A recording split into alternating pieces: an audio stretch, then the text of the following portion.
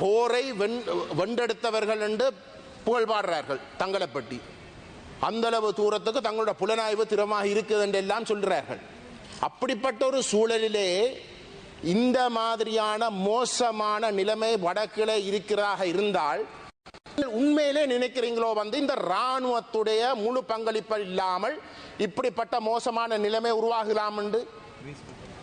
Greece பூதம் போன்ற விடயங்கள் நடைபெற்ற பொழுது தப்பி ஓடுறவர்கள் முழு பேரும் இராணுவ முகாமுக்குள்ள ஓடி ஒளிஞ்சது தெரிய வந்தது. அதுக்கு பிறகு ஆபா குழு உறுப்பினர்கள் போலீசாலே வழி நடத்தப்பட்டார்கள் என்று இன்றைக்கு எல்லோருக்கும் தெரிஞ்ச விடயம். இன்றைக்கு ட்ரக்ஸுக்குள்ள உள்ளாக்கப்பட்ட ஆக்கள், அந்த விநியோகம் செய்கிற ஆக்கள் ஓடி ஒளிகிறது இராணுவ முகாமில். கடந்த காலங்களிலே கிரீஸ் பூதங்கள் கதைகள் அரங்கேற்றப்பட்டது போன்று ஏதாவது விபரீதங்களை உருவாக்குவதற்கான சமிக்கையாக அல்லது அவ்வாறான சம்பவங்கள் நடந்து விடுமோ என்ற அச்சம் எங்கள் மத்தியிலே காணப்படுகிறது. ஐயா அவர்களை அவருடைய மேலுயர்ச்சியை தடுக்காமல் உங்களுடைய NPP அரசாங்கம் திட்டமிட்ட ரீதியில் தமிழன் என்ற காரணத்துக்காக அவருடைய பதவியோரை வழங்காமல் அவரை வீட்டுக்கு அனுப்பியிருக்கிறது.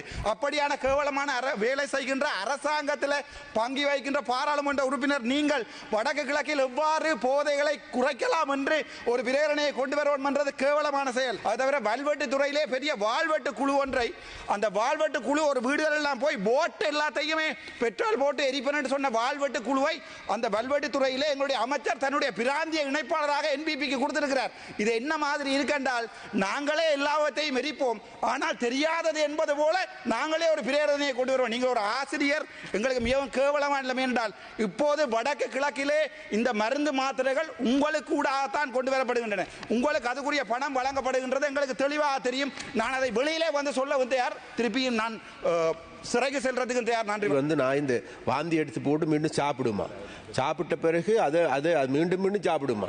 அதனால அந்த மாதிரி நாய்களுக்கு அதாவது நோய் ஒன்று இருக்கு. அந்த நோய்க்கு மருந்து இல்லையா. அப்படியாப்பட்ட மருந்து இல்லாத ஒரு இது இருக்கு. அதுகளுக்கு மருந்து தேடி கொடுறதுக்கான ஏற்பாடு செய்யணும். அந்த என்னமோ அந்த சிவன் பூசையில் கரடி பூந்த மாதிரி ஒரு சில கரடிகள் பூந்து விளையாடுவதையும் காணக்கூடியதாக இருக்கின்றது. உறுப்பினர் அவர்களே, இன்று காலையிலிருந்து இடம்பெறுகின்ற இந்த அமைச்சு தொடர்பிலான விவாதத்தில் கலந்து கொண்டு கருத்துக்களை தெரிவித்த அனைவருக்கும் எனது மனமார்ந்த நன்றியை நான் முதலில் தெரிவித்துக் கொள்கின்றேன்.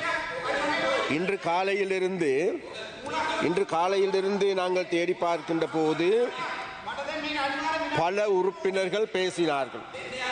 பல உறுப்பினர்களை எடுத்து பார்க்கின்ற பொழுது அவர்கள் அனைவராலும் முன்வைக்கப்படுகின்ற கருத்துக்களை நாங்கள் மிகவும் நல்ல முறையில் அவதானித்தவனாக ஒவ்வொரு பிரச்சனைகளுக்கும் எதிர்வரும் காலங்களிலே நாங்கள் இவைகளை கண்டு தீர்வினை வழங்குவதற்கு ஏதுவான நடவடிக்கை எடுக்கிறேன். அதே போன்று விசேடமாக இன்றைக்கு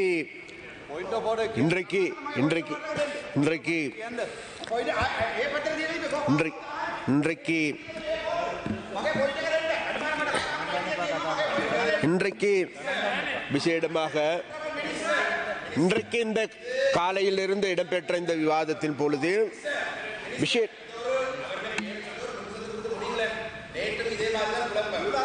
அதாவது உங்களோட குழப்பங்களை கொண்டு உங்களோட மாவட்டத்தில் வச்சுக்கொள்ளுங்க, அவங்களோட வீட்டுக்குள்ள வச்சு கொள்ளுங்க, அல்ல உங்களோட வீட்டுக்குள்ள வச்சு கொள்ளுங்க. சரியா? ஒன்று நான் சொல்லவா, இது எந்த டைம் இதை டிஸ்டர்ப் பண்ண வேணா, உட்காருங்க. சரியோ? சரியா? அதனால சபாநாயகர் அவர்களே, අරයා පොඩ බැඳලා දාන්න මේ කතානායකතුමනි. ලණුවක් දාලා. හරි. අනේ යනවා යන්න ඕයි තම්සේ. හරි. හරි. நீல அதாவது அந்த சரியா ගරු මන්ත්‍රීතුමා තප්පර 30ක් කාලයක් ගන්න. අයි තප්පර 30ක් පොයින්ට් ඔෆ් ඕඩර් එකේ තියෙන විනාඩියක්. හරි මට කියන්න දැන් 2021 අපේ DCG මීටින් එක තිබ්බා 31 වෙනිදා. 2021 මගේ ෆෝන් එක ට්‍රැක් කරලා දෙදස් විසියක විසිතුන්වෙනිදා අපේ සභානායකතුමා ලියුමක් දීලා තියෙනවා පොලිසියට මාව අරස් කරන්න කියලා. හැබැයි මට දැනුවත් කරලා නැහැ. එදා දවසේ ඉඳන් අපේ සභානායකතුමා කරන්නේ ඕගොල්ලෝගේ මේ ප්ලෑන් එක තමයි මේවා කරන්නේ. ඒක සම්පූර්ණම වැරදි. මාව අරස් කරන්න පොඩේ ගරු ඇමතුමා කතාව කරගෙන යන්න.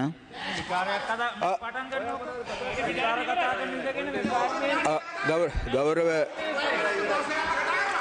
உறுப்பினர் அவர்களே, இன்று காலையிலிருந்தே இடம்பெற்ற இந்த விவாதம் நல்ல முறையில் இடம்பெற்று சொல்கின்றது. அப்ப நல்ல முறையில் இடம்பெற்று செல்லுகின்ற போது இப்பொழுது எங்களுக்கு காணக்கூடியதாக இருக்கின்றது, இதில் அந்த என்னமோ அந்த சிவன் பூசையில் கரடி பூந்த மாதிரி ஒரு சில கரடிகள் பூந்து விளையாடுவதையும் காணக்கூடியதாக இருக்கின்றது.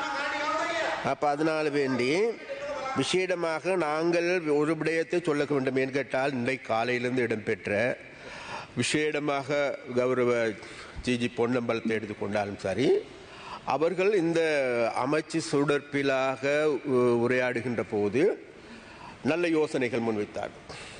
அதே போன்று இங்கே திலீப் வேதாராய்ச்சி எடுத்துக்கொண்டாலும் சரி, எதிர்கட்சியில் இருக்கின்ற ஏனைய உறுப்பினர்கள் எடுத்துக்கொண்டாலும் சரி, எங்களுடைய ஆளும் கட்சி உறுப்பினர்கள் எடுத்துக்கொண்டாலும் சரி, விசேடமாக மட்டக்களப்பை சார்ந்த உறுப்பினர்கள் எடுத்துக்கொண்டாலும் ஒருவரை தவிர மற்றவர்கள் எல்லோருமே மிகவும் நல்ல ஆணித்தரமான கருத்துக்களை முன்வைத்திருக்கிறார்கள்.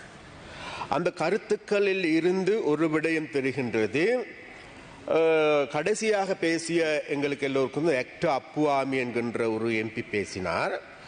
அவர் பேசுகின்ற பொழுது எங்களுக்கு எல்லோருக்கும் காலையிலிருந்து நான் பார்த்து கொண்டிருந்தேன். காலையிலிருந்து அவர் இதில் கலந்து கொள்ளவில்லை. காலையிலிருந்து இருக்கவில்லை. மாலை இப்பொழுதுதான் வந்தார். வந்தவுடன் ஏதோ இரவு முழுவதும் தூங்கி முழித்தவன் போன்று பேசிக்கொண்டு ஓடுகின்ற ஒரு போக்கு இருக்கின்றது. ஏனென்றால் காலையிலிருந்து நாங்கள் பார்க்கின்ற பொழுது இந்த விவாதம் இடம்பெறுகின்ற பொழுது, இந்த விவாதத்தில் கருத்துக்கள் வருகின்ற பொழுது, அந்த கருத்துக்கள் தொடர்பாக எதிர்வினையாற்றிய சம்பந்தமாக எங்களுடைய பாராளுமன்ற உறுப்பினர்கள் அவைகளுக்கு பதில் வழங்கினார். அவ்வாறு வழங்கி இருக்கின்ற போது மறுபடியும் அதே வார்த்தைகளையும் அதே குற்றச்சாட்டுக்களையும் வெறுமனே முன்வைக்கின்ற நபர்களாகவே இன்றைக்கு விசேடமாக அந்த எதிர்கட்சியை சார்ந்த உறுப்பினர்கள் இருக்கின்றார்கள். அதனால் நான் ஒரு விடயத்தை சொல்ல வேண்டும் இந்த இடத்தில். என்னவென்றால், விசேடமாக நான் இன்றைக்கு இந்த அமைச்சை பொறுப்பேற்று இன்றைக்கு 4 மாதங்கள் தான் ஆகுகின்றது கௌரவ உறுப்பினர் அவர்களே. ஆனால் இப்பொழுது இந்த அமைச்சு இந்த பாராளுமன்ற உறுப்பினர்கள் பேசுவதை பார்க்கின்ற பொழுது என்னமோ கடந்த காலம் முழுவதும் நாங்கள் தான் இதில் ஆட்சி பீடத்தில் இருந்தது போன்றும், நாங்கள் தான் இந்த மீன்பிடி அமைச்சர் செய்தது போன்றும் இவர்களால் எங்கள் மீது குற்றச்சாட்டுகள் முன்வைக்கப்படும். அதனால் அது தொடர்பாக நான் அலட்டிக் கொள்ளப் போவதில்லை. என்ன ஒரு கதையும் சொல்வேன், தூற்றார் தூற்றட்டும் போற்றுவோர் போற்றட்டும் நான் செல்லும் வழி நேர்வழியாகட்டும் என்ற சித்தாந்தத்தின் அடிப்படையில் எனக்கு நம்பிக்கை இருக்கின்றது. இவர்கள் என்ன கேடு கட்டு என்னத்தை சத்தம் போட்டாலும் கூட விசேடமாக இன்றைக்கு மீனவர்களுடைய பிரச்சனை சம்பந்தமாக, கடல் தொழிலாளர்களுடைய பிரச்சனை சம்பந்தமாக, அது வடக்கா கிழக்கா தெற்கா என்றல்ல, அதாவது மீனவர்கள் 15 சபாபதிතුමිය මූලාසනයට පැමිණෙනවා. Order please.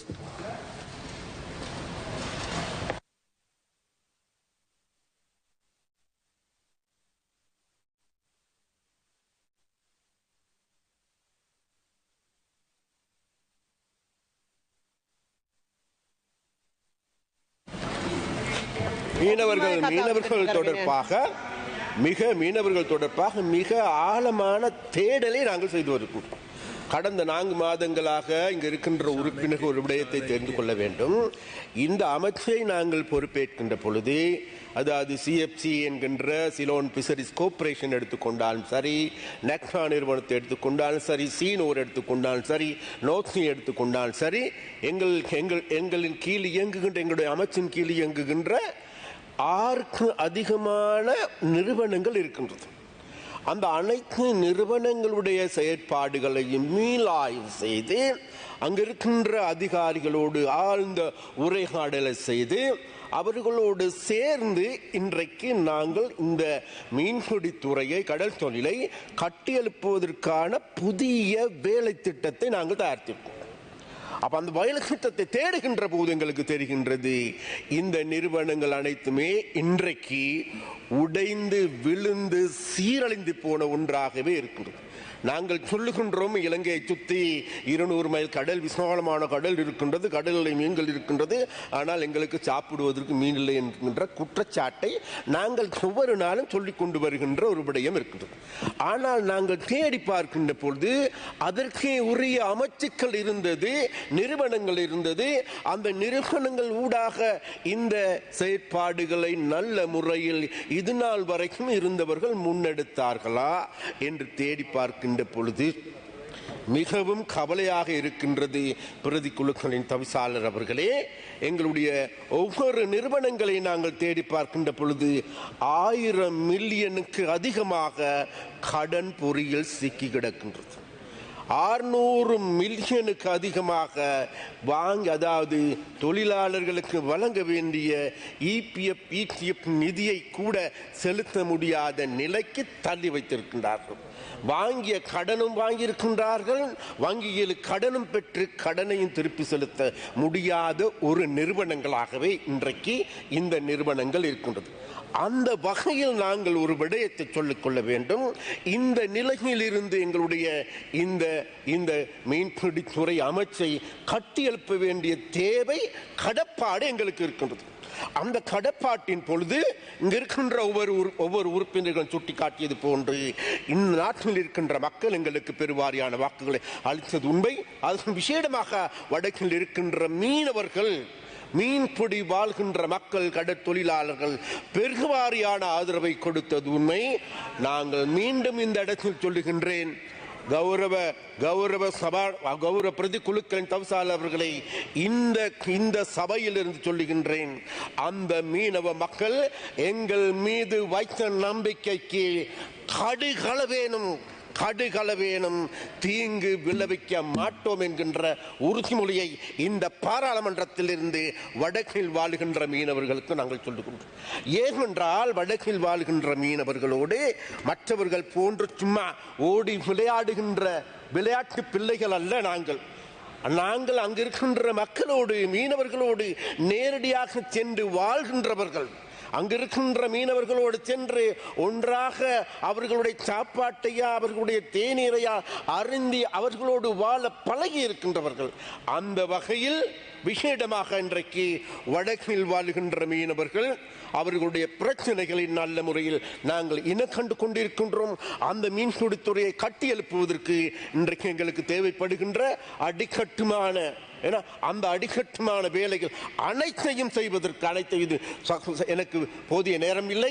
இருந்தாலும் படிப்படியாக ஒவ்வொரு விடயங்களை நாங்கள் எங்களுக்கு மயில்ட்டு துறைமுகத்தை எடுத்துக்கொண்டாலும் சரி, எங்களுடைய பாயிண்ட் பீடு துறைமுகத்தை எடுத்துக்கொண்டாலும் சரி, மன்னாரில் இருக்கின்ற பேசாலை துறைமுகத்தை எடுத்துக்கொண்டாலும் சரி, முல்லைத்தீவில் இருக்கின்ற துறைமுகங்கள் எடுத்துக்கொண்டாலும் சரி, எல்லா துறைமுகங்களையும் பேசாலை, அதாவது விசேடமாக முல்லைத்தீவு மாவட்டத்தை எடுத்துக்கொண்டால் எங்களுக்கு எல்லோருக்கும் வட்டுவாகல் பாலம் என்பது தொழில் பிடிப்பதற்கு நல்லது ஒரு இடம், நல்லது ஒரு குளம் என்பது எல்லோருக்கும் நன்றாக தெரியும்.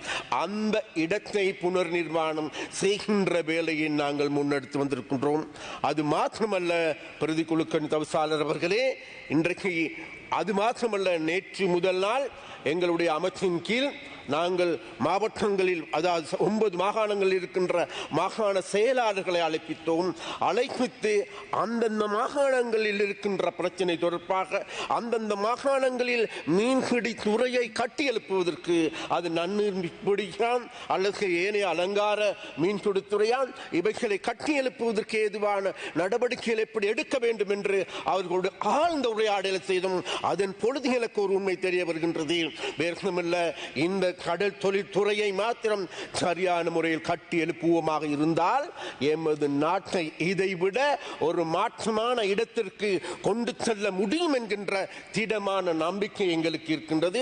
அந்த நம்பிக்கையின் அடிப்படையில் கௌரவ ஸ்ரீ நேசன் அவர்கள் கேட்டுக்கொண்டது போன்று நாங்கள் மட்டக்களப்பு மாவட்டத்திற்கும் அம்பாறை மாவட்டத்திற்கும் திருகோணமலை மாவட்டத்திற்கும் அண்மையில் செல்ல முடியாது போய்விட்டது. நிச்சயமாக அங்கிருக்கின்ற மீனவர்களையும் சந்திப்பதற்கும் அங்கிருக்கின்ற மீனவர்களை கண்டு அவர்களுடைய பிரச்சனைகளை ஆராய்வதற்கும் அது மாத்திரமல்ல அந்த பிரச்சனைகளை தீர்ப்பதற்கு எங்களால் இயன்ற உயர்ந்த பட்ச ஒத்துழைப்பை வழங்குவதற்கும் நாங்கள் தயார் என்பதை இந்த இடத்தில் கூறிக்கொண்டு அதே போன்று இந்த அமைச்சு தொடர்பாக நாங்கள் பேர்க்கின்ற போது இந்த வரவு செலவு திட்ட விவாதத்தின் போது எங்களுடைய அமைச்சில் இருக்கின்ற செயலாளர்கள் அதில் இருக்கின்ற பணிப்பாளர்கள் அதில் இருக்கின்ற டிஜி ஜெனரல் எல்லாரும் எடுத்துக்கொண்டாலும் கூட அனைவருடைய ஒத்துழைப்பு மிக அபரிமிதமாகவே எங்களுக்கு கிடைக்கும்.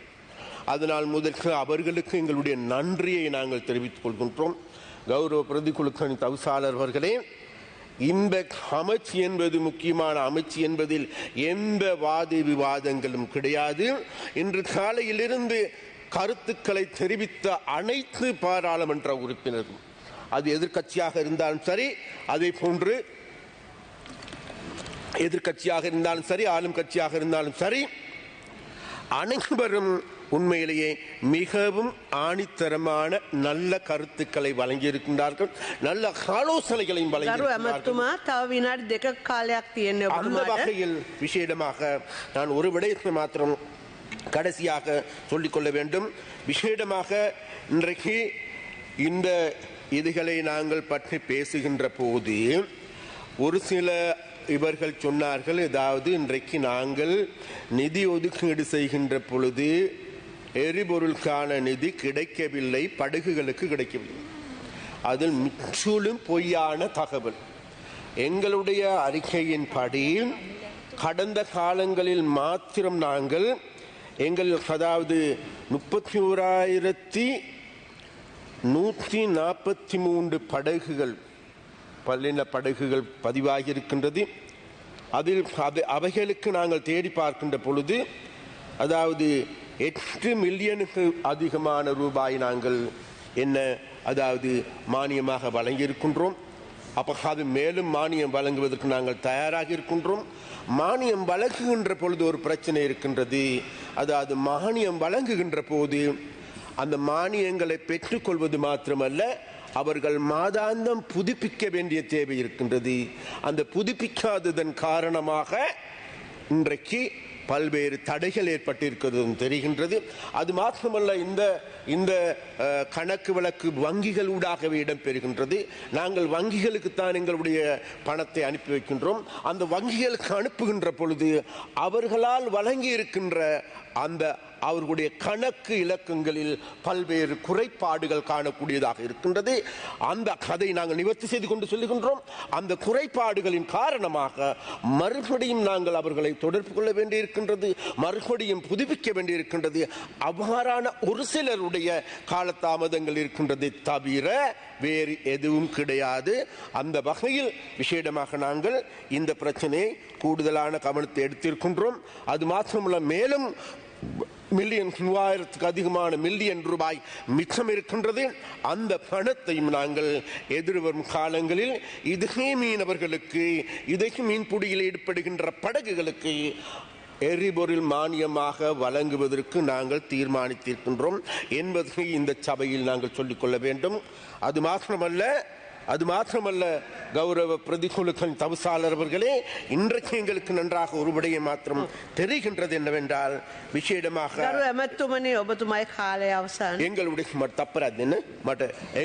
எங்களுடைய விசேடமாக நாங்கள் ஒரு விடயத்தை கடைசியாக சொல்லிக்கொள்ள வேண்டும். இந்த அமைச்சில் விசேடமாக இந்த நடவடிக்கைகளை முன்னெடுப்பதற்கு எங்களுடைய செயலாளர், அதே போன்று எங்களுடைய பணிப்பாளர்கள், எங்களுடைய இயக்குநர்கள் அனைவருடைய ஒத்துழைப்பு விசேடமாக எங்களுடைய ஊழியர்களுடைய ஒத்துழைப்பு அபரிமிதமாக கிடைத்தது. அதனால் அவர்களுக்கும் எங்களுடைய மனமார்ந்த நன்றியை நாங்கள் தெரிவித்துக் கொள்கின்றோம். அதே போன்று எங்களுடைய பிரதி அமைச்சர் இது தொடர்பாக இரவு பகலாக செயற்பட்டு இருக்கின்றார் என்பது இந்த இடத்தில் சுட்டிக்கொட்டுக் கொண்டு விசேடமாக எங்களுடைய உறுப்பினர்கள் அனைவரும் ஒன்று சேர்ந்து விசேடமாக இன்றைக்கு இருக்கின்ற இந்த 2 அமைச்சுக்கள் பேசப்பட்ட போதிலும் கூட நாங்கள் எங்களுடைய அமைச்சு என்பது நாங்கள் எல்லோரும் ஒன்று சேர்ந்து இருக்கின்ற அமைச்சு. அதே போன்று கடைசியாக ஒரே ஒரு வார்த்தை எங்களுடைய கலப்பத்தி தோழர் அவர்களை பற்றி எம்பியை பற்றி பலர் எங்களிடத்தில் குற்றச்சாட்டுகள் முன்வைத்தார். நான் ஒரு விடயத்தை சொல்லுகின்றோம். கலப்பத்தி என்பவர் கலப்பத்தி කියලකියන්නේ අපි අයියා කෙනෙක්වත්. එම නිසා එයාට අපි ආදරේ එයා අපිත් එක්ක එකතු වෙලා ඉන්නේ එයා අපිත් එක්ක වැඩ කරන්නේ අනිත් එක ඒ නිසා මේ කවුරුහරි හිතනවනම් ගලපති අයියාව කොටලා මේ ප්‍රශ්න වෙනස් කරන්න පුළුවන්. ඒ වන වෙන්නේ නැහැ. ගලපති කියන්නේ ගලක් වගේ මිනිස්සු. ඒ නිසා අපි එයාට හැමදාම ආදරේ. එයා හැමදාම අපිට මඟ පෙන්වන නායකයෙක් කියලා කියා ගන්න ඕන. ඒ නිසා බොහොම ස්තුතියි කියලා. චන්ද්‍රමූර්ති මන්ත්‍රීතුමා ඔබතුමාට විනාඩි 4ක් කාලයක් ලැබෙනවා. Honorable Deputy Chairman of the committees, I rise today to bring urgent attention to a critical issue that is affecting the Jaffna district and north and east provinces, especially among our youth. The growing problems of the drug addiction, illegal consumption, drug smuggling and gang violence have reached alarming levels and are causing immense harm to our society. Jaffna, once known for its strong community values, is now struggling with social and economic instability. The widespread of abuse of the narcotic and rise of the criminal gangs are having a devastating effect on the security and the well-being of our citizens, particularly the women, children and youth. The key issues affecting Jaffna are drug addiction. Rising the drug addiction, especially among the youth, is leading to criminal activities as individuals turn to crime to support their addiction. Lack of rehabilitation centers.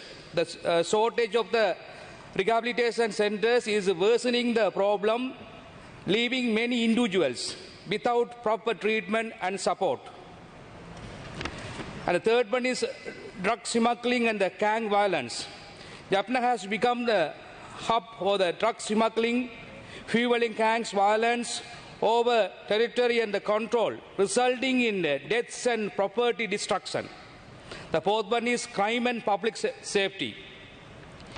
Increased drug addiction has caused a rise in theft, robbery and violent crimes, endangering public safety, particularly women, girls and school children who face harassment and fear while traveling. The immediate action is needed to address this issue, including investing in rehabilitation programs, strengthening law enforcement and building community support system to protect the youth, women and children.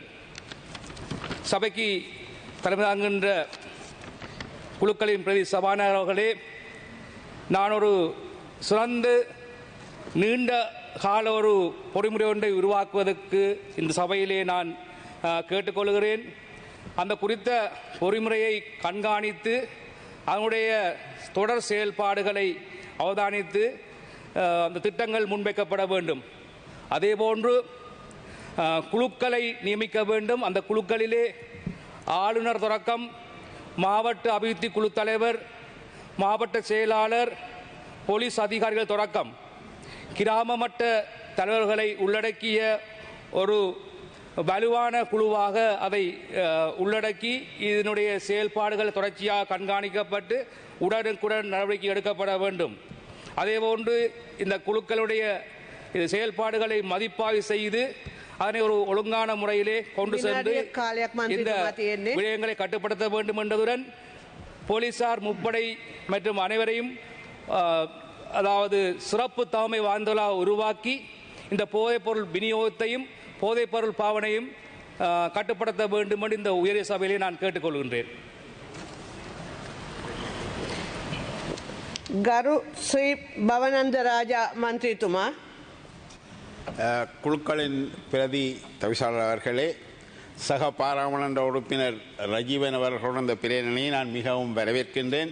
ஏனெனில் எமது மாவட்டத்தை பொறுத்தவரை 2009ஆம் ஆண்டுக்கு முதல் இருந்த நிலைமை வேறு, இன்று இருக்கின்ற நிலைமை வேறு. ஏனையின் பாதை திறந்த பின்பு எமது பகுதிக்கு, குறிப்பாக வடபகுதிக்கு பெருமளவான போதைப் பொருட்கள் கொண்டு வரப்பட்டு இளைஞர்கள் மற்றும் மாணவர்கள், உயர்தர கல்வி நிறுவன மாணவர்கள் மத்தியில் விநியோகிக்கப்பட்டதன் மூலம் பெருமளவான சமூக சீர்கேடுகளை எமது சமுதாயம் இன்று எதிர்கொண்டிருக்கின்றது. அந்த வகையிலே எமது இந்த பிரச்சனையால் குடும்பங்கள் மத்தியிலே, பொதுவாக பெற்றோர்கள் மத்தியிலே மிகவும் ஒரு அச்சமான நிலை ஒன்று இன்று காணப்படுகின்றது. காரணம், இந்த போதைப் பொருளின் தாக்கத்தினால் மிகவும் பாதிப்படைந்த உண்மையிலேயே இந்த இளம் சமுதாயத்தினர். எனவே நாங்கள் ஒரு வளமான சமுதாயம் ஒன்றை உருவாக்க இருக்கும் இந்த நேரத்திலே இந்த போதைப்பொருள் பாவனையானது உடனடியாக எமது யாழ் மாவட்டத்திலிருந்து கட்டுப்படுத்தப்பட வேண்டும்.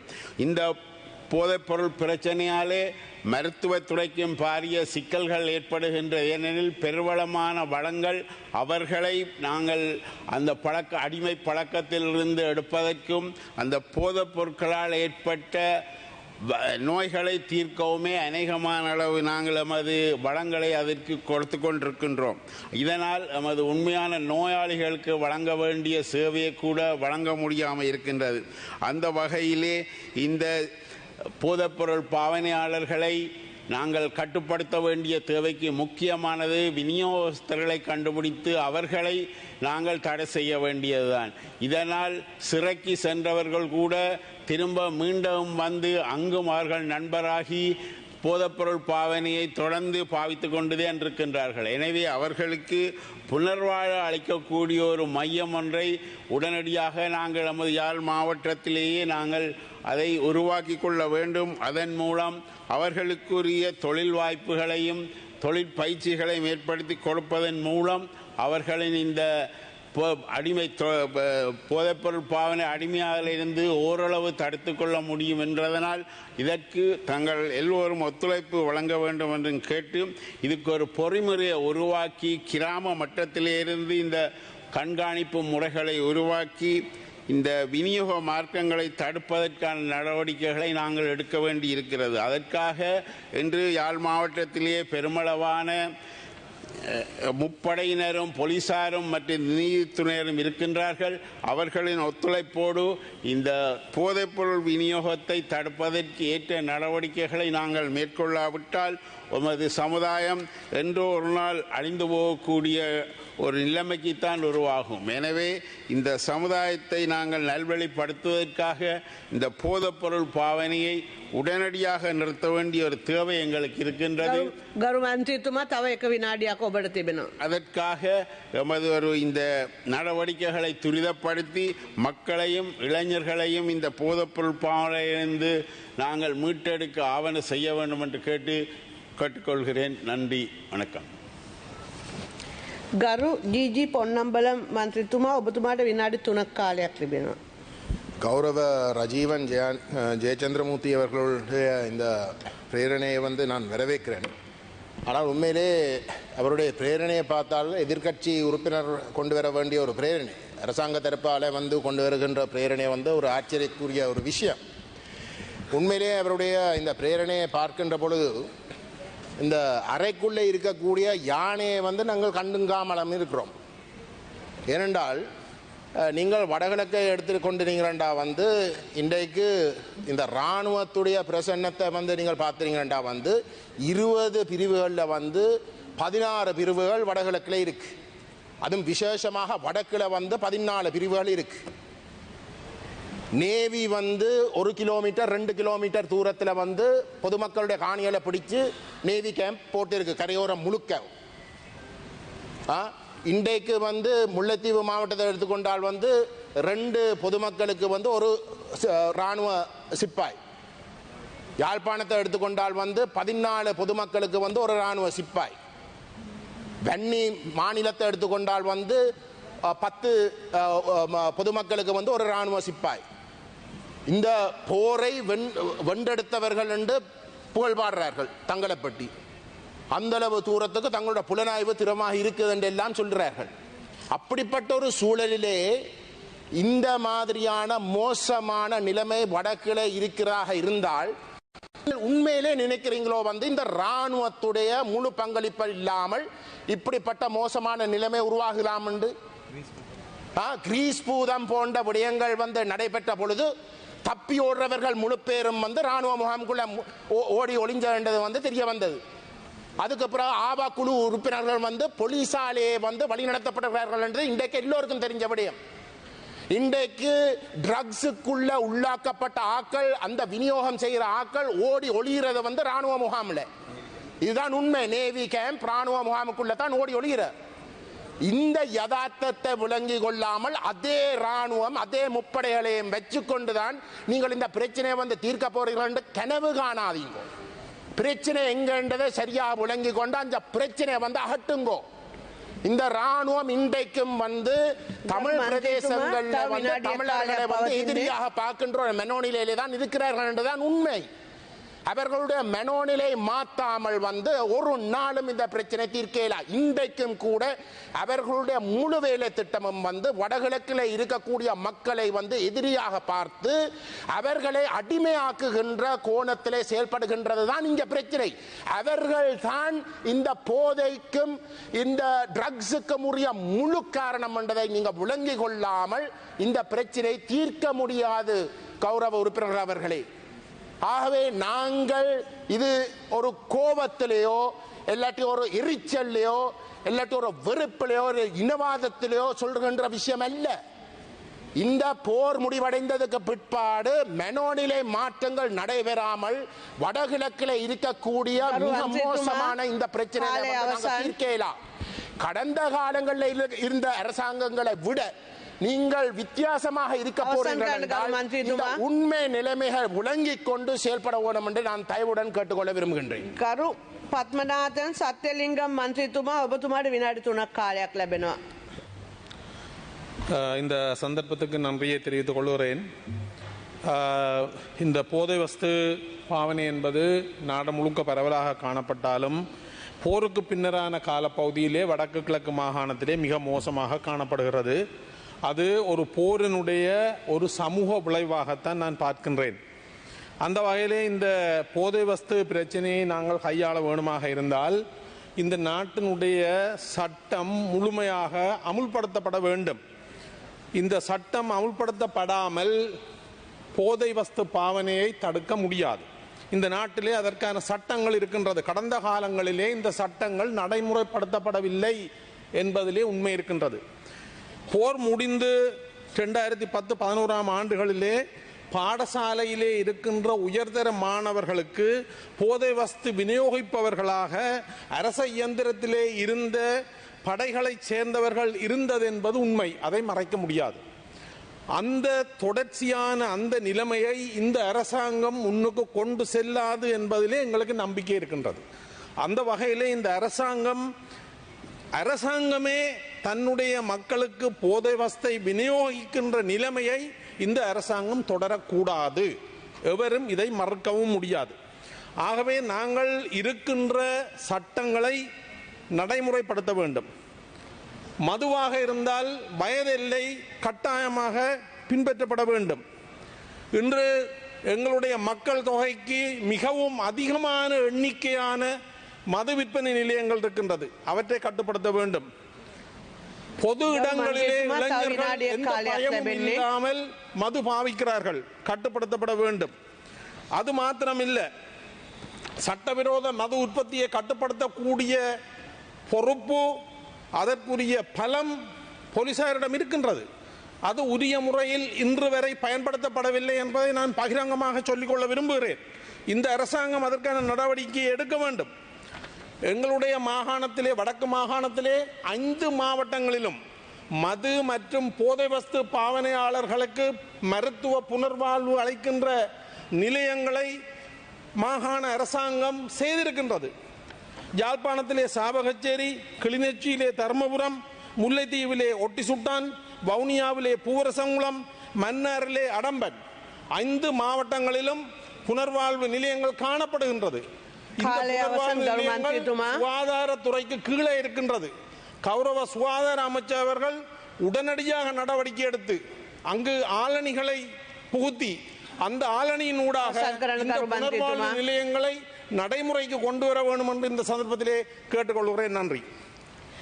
ගරු තුරේරාසා රවිහරන් මන්ත්‍රීතුමා ඔබතුමාට විනාඩි 3ක් කාලයක් ලැබෙනවා. கௌரவ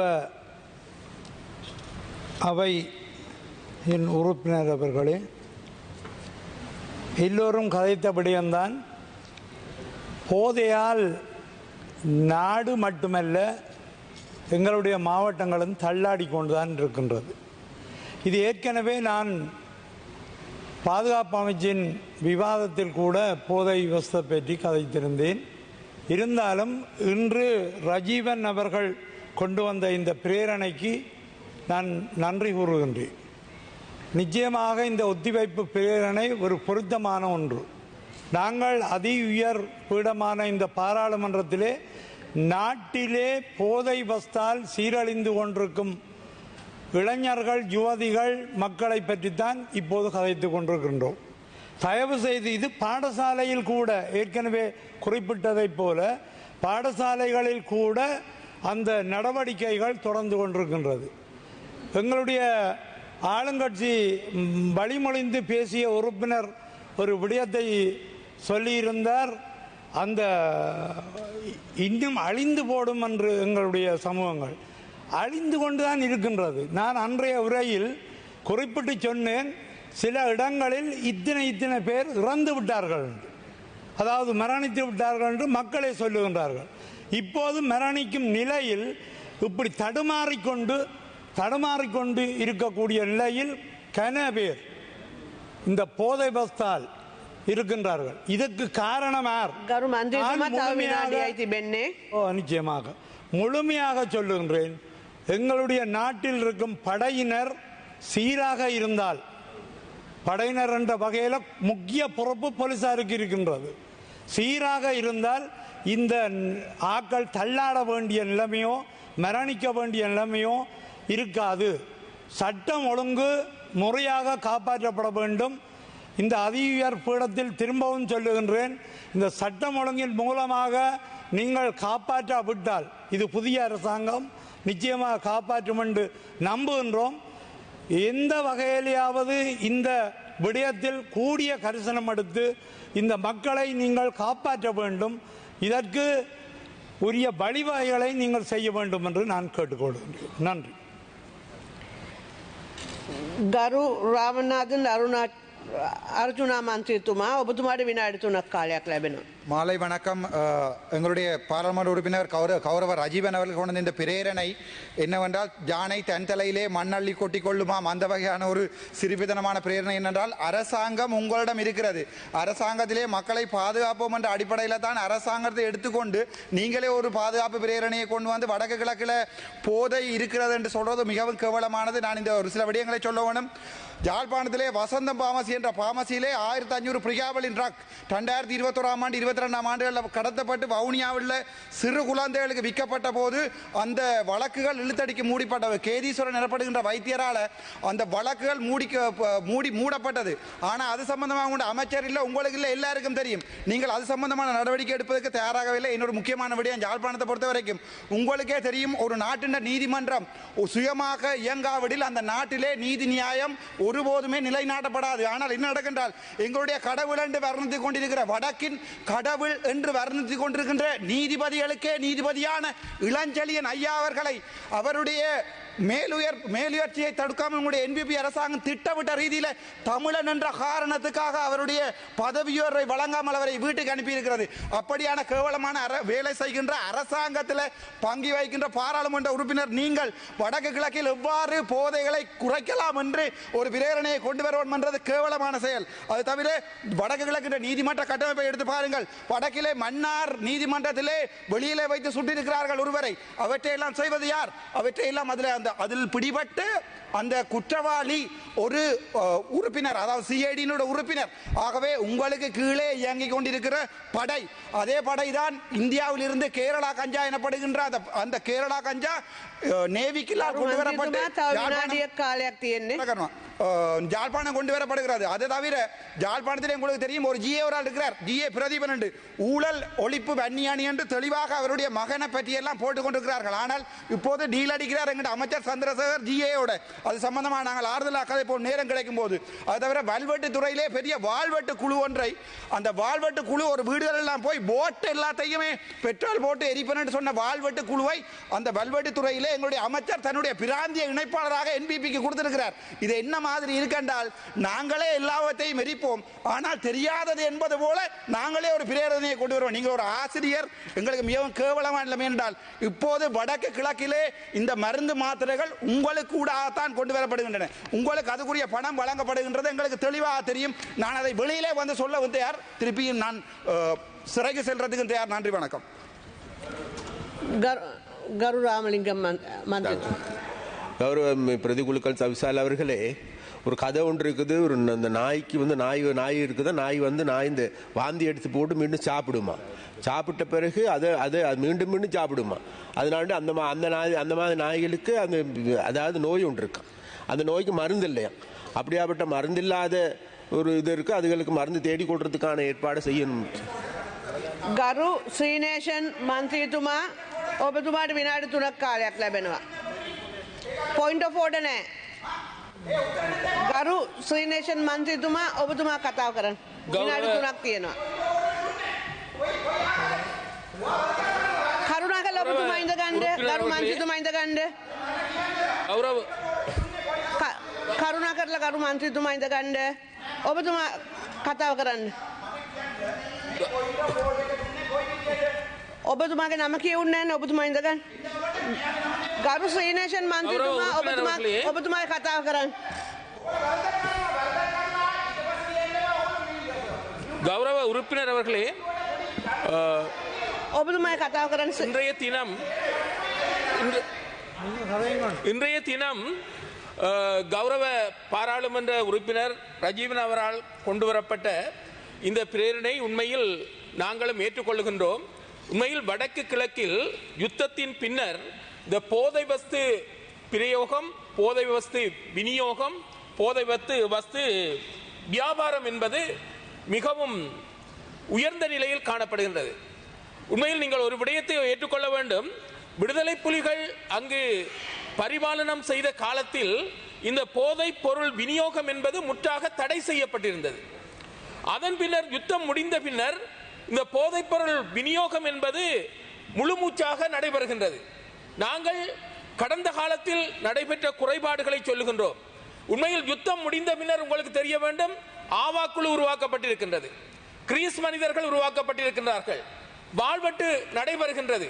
ஆகவே யாழ்ப்பாண மக்கள் மத்தியில் அந்த கலாச்சாரத்தை, பண்பாட்டை உடைத்து சிதைப்பதற்கு ஏற்ற விதத்தில் இந்த விடயங்கள் உருவாக்கப்பட்டிருக்கின்றது. நீங்கள் புதிதாக வந்த அரசாங்கம் என்ற வகையில் போதையற்ற தேசத்தை உருவாக்க வேண்டும் என்று நினைக்கின்றீர்கள், கிளீன் ஸ்ரீலங்காவை உருவாக்க வேண்டும் என்று நினைக்கின்றீர்கள். நல்ல சிந்தனை, நல்ல எண்ணம். இந்த எண்ணங்களை செயல்பாடாக மாற்ற வேண்டும். நீங்கள் வந்தது குறைந்த காலம். ஆகவே இனி வருகின்ற காலத்தில் வடக்கு கிழக்கில் இந்த போதை என்கின்ற அந்த அரக்கனை அழிப்பதற்குரிய முழுமையான செயற்பாட்டை ஏற்படுத்த வேண்டும். அவர் ஒரு விடயத்தை சொல்லியிருந்தார். கவர்னர் மற்றும் அங்கிருக்கின்ற உயர் அரசு அதிகாரிகள், ராணுவ அதிகாரிகள் எல்லோரும், போலீஸ் அதிகாரிகள் எல்லோரும் இணைந்து இந்த போதை வஸ்தை அழிப்பதற்கு அல்லது முற்றாக களைவதற்கு செய்வீர்களாக இருந்தால் நிச்சயமாக இந்த கிளீன் ஸ்ரீலங்கா என்பதும் போதையற்ற தேசம் என்பதும் உண்மையான நிதர்சனமாக கிடைக்கக்கூடிய வாய்ப்பு இருக்கும். எனவே எதுவாக இருந்தாலும் நல்ல விடயங்கள் வருமாக இருந்தால் நாங்கள் அதனை ஏற்றுக்கொள்கின்றோம், வரவேற்கின்றோம். ஆகவே வடக்கில் மாத்திரமல்லாமல் கிழக்கிலும் கூட இப்போது போதை வஸ்து விநியோகம் என்பது அதிகரித்து வருகின்றது, கசிப்பு உற்பத்தி அதிகரித்து வருகின்றது, இந்த பார் நிலையங்கள் அதிகரித்து வருகின்றன. எனவே போதையற்ற தேசத்தை உருவாக்குவதாக இருந்தால் நிச்சயமாக உங்களுடைய கிளீன் ஸ்ரீலங்கா என்ற எண்ணக்கருக்களை நடைமுறைப்படுத்தக்கூடிய விதத்தில் மிகவும் இறுக்கமாக இருந்து இந்த ஒரு விடயத்தை நம்ப வேண்டும். நீங்கள் எல்லா போலீசார் எல்லா இராணுவத்தினர் மீது நான் குற்றம் சொல்ல விரும்பவில்லை. ஆனால் இப்படியான வேலைகளுக்கு உறுதுணையாக இருக்கின்ற இராணுவத்தினர் மற்றும் போலீசாரை நீங்கள் கண்டுபிடிக்க வேண்டும். இப்போது தேசபந்து தென்னகோன் தேடப்படுகின்றார். ஒரு உயர் போலீஸ் அதிகாரியாக இருந்தவர் இன்று தேடப்படுகின்ற நிலைக்கு வந்திருக்கின்றார்கள் என்றால் இப்படியான செயல்பாடுகளை செய்கின்றவர்கள் என்பதை உணர்ந்து நிச்சயமாக போதையற்ற தேசம் மற்றது கிளீன் ஸ்ரீலங்கா போன்ற விடயங்களை எண்ணக்கருக்களை இந்த கோட்பாடுகளை நீங்கள் நிச்சயமாக செயல்பாடுகளாக மாற்ற வேண்டும். அதற்குரிய நடவடிக்கைகளை உரிய மட்டத்தில் உயர்ந்த மட்டத்தில் மேற்கொள்ள வேண்டும் என்று கூறி எனது உரையை நிறைவு செய்கின்றேன். நன்றி. இன்றைய பாராளுமன்ற அமர்வில் கடற்றொழில் நீரியல் வளங்கள் துறை அமைச்சின் மீது விவாதம் இடம்பெற்றது. இதன்போது காரசாரமான விவாதங்கள் இடம்பெற்றது. அண்மை காலமாக தமிழ் கட்சிகள் ஒரு பொது வேலை திட்டத்தின் அடிப்படையிலே இணைந்து செயற்பட வேண்டும் என்ற ஒரு கருத்து முன்வைக்கப்பட்டு வந்தது. அந்த அடிப்படையிலே மக்கள் நலன் சார்ந்த வேலை திட்டங்களிலே இணைந்து செயற்படுவதற்கு தயாராக இருக்கின்றோம் என்ற கருத்து ஈழமக்கள் ஜனநாயக கட்சியினால் அதனுடைய செயலாளர் நாயகத்தினாலும் வெளியிடப்பட்டிருந்தது. இவ்வாறான சூழலிலே உள்ளூராட்சி மன்ற தேர்தலுக்கான வேட்புமனு தாக்கல் செய்வதற்கான திகதிகள் அறிவிக்கப்பட்டிருக்கின்றன. இந்நிலையில் ஈழமக்கள் ஜனநாயக கட்சியோடு இணைந்து நடைபெற இருக்கின்ற உள்ளூராட்சி மன்ற தேர்தலை எதிர்கொள்வது தொடர்பிலே பல்வேறு தரப்புகளும் உத்தியோக பெற்ற முறையிலே பேச்சுவார்த்தைகளில் ஈடுபட்டு வருகின்றன, தொடர்பு கொண்டு வருகின்றன. இருந்தாலும் எந்த ஒரு தரப்பும் இதுவரையிலே உத்தியோகபூர்வமான முறையிலே பேச்சுக்களில் ஈடுபடாத சூழ்நிலையிலும் கடந்த காலங்களில் ஈழமக்கள் ஜனநாயக கட்சியை பொறுத்தவரையிலே தங்களுடைய வேலை திட்டங்களையும் கொள்கைகளையும் முன்வைத்து ஒரு தனித்துவமான தரப்பாக சொந்த சின்னமான வீணை சின்னத்திலே போட்டியிட்ட தரப்பு என்ற அடிப்படையிலும் எதிர்வரும் உள்ளூராட்சி மன்ற தேர்தலிலும் தனித்து போட்டியிடுவதற்கான ஆயத்த பணிகளில் ஈடுபட்டு வருகின்றோம். இருந்தாலும் இன்னும் வேட்புமனு தாக்கல் செய்வதற்கான நாட்கள் இருக்கின்ற சூழலில் ஏதோ ஒரு தரப்பு நாங்கள் அறிவித்தது போன்று மக்கள் நலன் சார்ந்த வேலை திட்டத்தோடு எங்களோடு இணைந்து தேர்தலை எதிர்கொள்வதற்கு முன்வருமாக இருந்தால் அது தொடர்பில் பரிசீலிக்கவும் தயாராக இருக்கின்றோம் என்ற செய்தியை நான் இந்த சந்தர்ப்பத்திலே தெரிவிக்க விரும்புகின்றேன். அத்துடன் இன்னொரு விடயத்தை நாங்கள் இங்கே சொல்ல வேண்டும். ஒரு ஆளுந்தரப்பு ஒன்று அரசாங்கத்திலே இருக்கின்றது, அரசாங்கத்தை நடத்தி கொண்டிருக்கின்றது. அந்த அடிப்படையிலே ஒரு எதிர்த்தரப்பு என்ற அடிப்படையிலே ஒரு ஆளும் அரசாங்கத்தை கண்மூடித்தனமான விமர்சிக்க வேண்டும் என்ற எந்தவிதமான எதிர்பார்ப்புகளும் அல்லது ஆளுந்தரப்பை விமர்சிப்பதன் ஊடாகவே எங்களுடைய அரசியலை முன்கொண்டு செல்ல வேண்டும் என்ற தேவையோ ஈழமக்கள் ஜனநாயக கட்சிக்கு இல்லாத போதிலும் சில விடயங்களை எங்களுடைய மக்களுக்கு சில உண்மைகளை தெளிவுபடுத்த வேண்டிய கடப்பாடு இருப்பதாக கருதுகின்றோம். அந்த வகையிலே நேற்றைய தினம் யாழ் மாவட்டத்திலிருந்து நாடாளுமன்றத்திற்கு தெரிவு செய்யப்பட்டிருந்த ஜேவிபி சார்பிலே நாடாளுமன்றத்திற்கு தெரிவு செய்யப்பட்டிருந்த கௌரவ நாடாளுமன்ற உறுப்பினர் ரஜீவன் ஜெயானந்தமூர்த்தி அவர்களுடைய முகப்புத்தகத்தை அவதானிக்கக்கூடியதாக இருந்தது. அதிலே அவர் வெளிப்படுத்தி இருந்தார், இன்றைய தினம் அதாவது 5ஆம் தேதி நாடாளுமன்றத்திலே தன்னால் ஒரு தனிநபர் பிரேரணை கொண்டு வரப்பட இருப்பதாகவும் யாழ் மாவட்டத்திலே அதிகரித்திருக்கின்ற போதைப்பொருள் பாவனை தொடர்பிலே அந்த தனிநபர் பிரேரணையை சமர்ப்பிக்க இருப்பதாகவும் இங்கே பிரச்சனை போதைப்பொருள் பாவனை என்பது யாழ்குடா நாட்டிலே கடந்த காலங்களுடன் ஒப்பிடுகின்ற போது அதிகரித்திருக்கிறது. சமூக சீர்கேடுகள் அதிகரித்திருக்கின்றன கடந்த காலங்களோடு ஒப்பிடுகின்ற போது. அவை கட்டுப்படுத்தப்பட வேண்டும். அவை சரியான தரப்புகள் ஊடாக விழிப்புணர்வுகள் ஏற்படுத்தப்பட்டு எதிர்காலத்திலே எங்களுடைய பிரதேசங்களிலே நடைபெறாத வகையிலே மக்கள் வழிப்படுத்தப்பட வேண்டும் என்பதிலே மாற்று கருத்து இல்லை. ஆனால் போதைப்பொருள் பாவனை என்பது யாழ் மாவட்டத்திற்கு மட்டும் அச்சுறுத்தலாக இருக்கின்ற விடயம் அல்ல. நாடாளுமன்றத்திலே தனிநபர் பிரேரணையை கொண்டு வரும் அளவிற்கு யாழ்ப்பாணத்திற்கு மட்டும் தனித்துவமான பிரச்சனை அல்ல. நாடளாவிய ரீதியிலே போதைப்பொருள் பாவனை என்பது இந்த நாட்டை அச்சுறுத்தும் வகையிலான ஒரு விடயமாக மாறியிருக்கிறது. கடந்த வாரம் கூட கொழும்பு நீதிமன்றத்தினுள் ஒருவர் கொலை செய்யப்பட்டிருந்தார். அதைவிட இந்த வருடம் பிறந்ததிலிருந்து 2025ஆம் ஆண்டு பிறந்ததிலிருந்து கடந்த 2.5 மாதங்கள் அல்ல 2 மாதங்களிலே சுமார் 20 பேர் வரையிலே கொலை செய்யப்பட்டிருக்கிறார்கள். ஆக இந்த போதைப்பொருள் பாவனை என்பது ஒரு நாடளாவிய ரீதியிலே கையாளப்பட வேண்டிய விடயமாக இருக்கின்ற சூழலிலே யாழ் மாவட்டத்தில் போதைப்பொருள் பாவனை அதிகமாக இருக்கின்றது என்று ஒரு தனிநபர் பிரேரணை கொண்டு வருவதானது யாழ்ப்பாணத்தை ஒரு மலினப்படுத்தும் வகையிலான யாழ்ப்பாணத்துடைய கௌரவத்தை மலினப்படுத்தும் வகையிலான ஒரு அரசியல் நிகழ்ச்சி நிரலின் ஒரு கட்டமோ என்ற சந்தேகம் எங்களுக்கு ஏற்படுகிறது. கடந்த காலங்களில் கூட கடற்தொழில் அமைச்சராக தற்போது இருக்கக்கூடிய கௌரவ சந்திரசேகரன் அவர்கள் பல்வேறு விடயங்களை வெளிப்படுத்தியிருந்தார். யாழ் மாவட்டம் போதைப்பொருள் பாவனையிலே முதலாவதாக வந்திருக்கிறது என்றும் இங்கே விபச்சாரங்கள் அநாதை இல்லங்களிலும் பல்வேறு முதியோர் இல்லங்கள் அல்லது பொது இடங்களிலும் இடம்பெறுவது என்ற கருத்தை கூட வெளியிட்டிருந்தார். அவையெல்லாம் கட்டுப்படுத்த வேண்டும். ஒரு பொறுப்புள்ள ஆளுந்தரப்பு என்ற வகையில் அவற்றை கட்டுப்படுத்துவதற்கான நடவடிக்கைகளை மேற்கொள்ள வேண்டுமே தவிர மாறாக ஒரு சமூக வழிகளிலும் பொது வழிகளிலும் பேசுபொருளாக்கி இந்த பிரதேசத்தை மலினப்படுத்துகின்ற விடயங்களில் ஈடுபடக்கூடாது.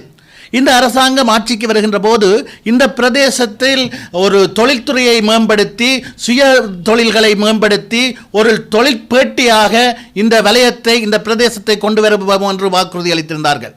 உண்மையிலேயே அவர்களுடைய திட்டம் அதுவாக இருந்தால் இவ்வாறான செய்திகளை பகிரங்கப்படுத்தி தவறான செய்திகளை மிகைப்படுத்தி வெளியிடுவது, தவறான செய்திகள் என்பதை விட செய்திகளை மிகைப்படுத்தி வெளியிடுவது கூட ஒரு அவர்களுடைய திட்டத்திற்கு கூட ஒரு எதிர் விளைவுகளை ஏற்படுத்த வேண்டும். காரணம், முதலீட்டாளர்கள் இங்கே வர வேண்டும் என்றால், இங்கே தொழில்துறைகள் விஸ்தரிக்கப்பட வேண்டுமாக இருந்தால் முதலீட்டாளர்கள் இங்கே வர வேண்டும். அவர்கள் இங்கே முதலீட்டாளர்கள் வர வேண்டுமாக இருந்தால் இந்த பிரதேசத்திலே நல்ல மனிதவளம் இருக்கின்றது, தகுதியான இளைஞர் ஜோதிகள் இருக்கின்றார்கள், அவர்களுக்கு வேலை செய்யும் உழைக்கும் ஆர்வத்தோடு இருக்கிறார்கள் என்றால் தான் முதலீட்டாளர்கள் வருவார்கள். இங்கே சமூகம் சீரழிந்திருக்கிறது, இளைஞர் ஜோதிகள் எல்லாம் போதைப் பொருளுக்கு அடிமையாகி சீரழிந்திருக்கிறார்கள் என்ற செய்தி வெளிப்படுத்தப்படுமாக இருந்தால் எந்த விதமான முதலீடுகளையும் செய்வதற்கு முதலீட்டாளர்கள் இங்கே வரமாட்டார்கள். ஆக இந்த விடயத்திலே இந்த ஆளுந்தரப்பு என்று சொல்லிக் கொள்கின்றவர்கள் நிதானமாக இருக்க வேண்டும். இங்கே இருக்கின்ற பிரச்சனைகள் கட்டுப்படுத்தப்பட வேண்டும். அதே வேளையிலே எங்களுடைய பிரதேசத்தினுடைய தனித்துவங்களையும் கௌரவத்தையும் பாதிக்கும் வகையிலான மிகைப்படுத்தப்பட்ட செய்திகளை தங்களுடைய இயலாமைகளை மறைப்பதற்கு பயன்படுத்தக்கூடாது. அதே போன்றுதான் ஜனாதிபதி அவர்கள் கடந்த தேர்தல் காலங்களிலே பல்வேறு வாக்குறுதிகளை வழங்கி இந்த ஆட்சி அதிகாரங்களை கைப்பற்றியிருந்தார்கள். அவை எவையுமே நிறைவேற்றப்பட முடியாத நிலையிலே இன்னொரு தேர்தல், உள்ளூராட்சி மன்ற தேர்தலை எதிர்கொள்ள இருக்கின்றார்கள். குறிப்பாக எங்களுடைய பிரதேசம் அல்லது எங்களுடைய மக்களுடைய எதிர்பார்ப்புகள் என்று பார்த்தால் கூட காணிகள் விடுவிக்கப்படும், அரசியல் கைதிகள் விடுதலை செய்யப்படுவார்கள், காணாமலாக்கப்பட்டோர் பிரச்சனைக்கு தீர்வு காணப்படும், அதே போன்று பயங்கரவாத தடை சட்டம் நீக்கப்படும் என்றெல்லாம் உத்தரவாதம் அளிக்கப்பட்டது. ஆனால் அவற்றில் ஒன்றை கூட நிறைவேற்றுவதற்கான முன்னாய்த்தங்கள் கூட, அவற்றை நிறைவேற்றுவதற்கான வேலை திட்டத்தை கூட இன்னும் ஆரம்பிக்காத சூழலிலே தான் அடுத்த உள்ளூராட்சி மன்ற தேர்தலை எதிர்கொள்ள இருக்கின்றார்கள். இந்த நிலையிலே கடந்த வாரம் நாடாளுமன்றத்திலே பாதுகாப்பு அமைச்சு தொடர்பான விவாதத்திலே கலந்து கொண்டு உரையாற்றியிருந்த ஜனாதிபதி அவர்கள் ஒரு விடயத்தை சொல்லியிருந்தார். தற்போது தென்னிலங்கையிலே காணப்படுகின்ற போதைப்பொருள் சார்ந்த கொலைகள், ஆயுத பிரயோகங்கள் எதிர்காலத்திலே கிழக்கு வடக்கு பிரதேசங்களிலும் விஸ்தரிக்கப்படுவதற்கான சூழல் காணப்படுவதாக அவர் சொல்லியிருந்தார். அவர் ஒருவேளை ஏன் பயங்கரவாத தடை சட்டம் நீக்கப்படவில்லை என்பதை நியாயப்படுத்துவதற்காக கூட அதனை சொல்லியிருக்கலாம். அவர் சொல்லி சில வாரங்களில் சில நாட்களிலே கிழக்கு மாகாணத்திலே வாழ்வெட்டு சம்பவங்கள் இடம்பெற்றிருக்கின்றன. இது தொடர்பிலே நேற்று கிழக்கு மாகாண அல்லது மட்டக்களப்பு மாவட்ட நாடாளுமன்ற உறுப்பினர் கௌரவ சாணக்கியன் கூட நாடாளுமன்றத்திலே சுட்டிக்காட்டியிருந்தார். இவற்றையெல்லாம் வைத்து பார்க்கின்ற போது எங்களுக்கு பலமான சந்தேகம் ஏற்படுகிறது. வடக்கு மாகாணத்திலும் எங்களுடைய யாழ் மாவட்டத்தை அடிப்படையாக கொண்ட பிரதேசங்களிலும் கடந்த காலங்களிலே கிரீஸ் பூதங்கள் கதைகள் அரங்கேற்றப்பட்டது போன்று ஏதாவது விபரீதங்களை உருவாக்குவதற்கான சமிக்கையாக அல்லது அவ்வாறான சம்பவங்கள் நடந்து விடுமோ என்ற அச்சம் எங்கள் மத்தியிலே காணப்படுகிறது. எனவே இந்த விடயத்தில் நாங்கள் நிதானமாக இருக்க வேண்டும். மக்கள் புரிந்து கொள்ள வேண்டும். குறிப்பாக என்ன நடக்கின்றது? அழகு வார்த்தைகளாலும் ஒரு கவர்ச்சி மிகு உரைகளாலும் சொல்லப்படுகின்ற விடயங்கள் யதார்த்தமானவை அல்ல என்பதை புரிந்து கொள்ள வேண்டும். சரியான விடயங்கள் சொல்லப்பட்டால் அவை நடைமுறைப்படுத்தப்பட்டால் அதை கட்டாயமாக வரவேற்க வேண்டும். ஆனால் நடக்கின்ற விடயங்கள் அவ்வாறானதாக இல்லை. மக்களை ஏமாற்றுகின்ற அல்லது தங்களுடைய இயலாமைகளை நியாயப்படுத்துவதற்கான முஸ்தீபுகளாகவே அமைந்திருக்கின்றன. இது தொடர்பிலே மக்கள் அவதானமாக இருக்க வேண்டும். குறிப்பாக ஊடகங்கள் உள்ளூராட்சி மன்ற தேர்தல் நெருங்கி வருகின்ற நிலையில் உண்மைகளை மக்கள் மத்தியில் எடுத்துச் செல்ல வேண்டும் என்பதுதான் எங்களுடைய எதிர்பார்ப்பாக இருக்கின்றது. ஈழ மக்கள் ஜனநாயக கட்சியின் ஊடக செயலாளர் பன்னீர்செல்வம் ஸ்ரீகாந்தின் ஊடக சந்திப்பு யாழ் ஊடக அமையத்தில் இன்று இடம்பெற்றது.